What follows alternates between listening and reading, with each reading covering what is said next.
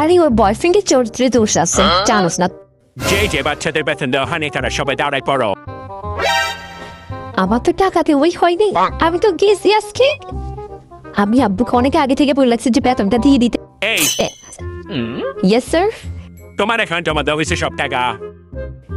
হ্যাঁ স্যার, আব্বু বলছে দিয়ে দিবে। কখন দিবে? 6 মাস ধরে তো খেতে ঘুরাইতে আসছো, কখন দিবে? হ্যাঁ স্যার, আব্বু বলছে 13 তারিখের মধ্যে দিয়ে দিবে। ও মা, মায়ের এই হাসে। এই তুমি হাসতেছো কেন? স্যার বললাম তো দিয়ে দিব তো। দিয়ে দিব তো মানে? দিয়ে কি তুমি কি ফুরা স্কুল কেউ যা করতেছে নাকি? স্যার আমি আব্বুকে বলছি না। কখন? কি পাগল ছাগল? কি মাথায় সমস্যা আছে নাকি কোনো?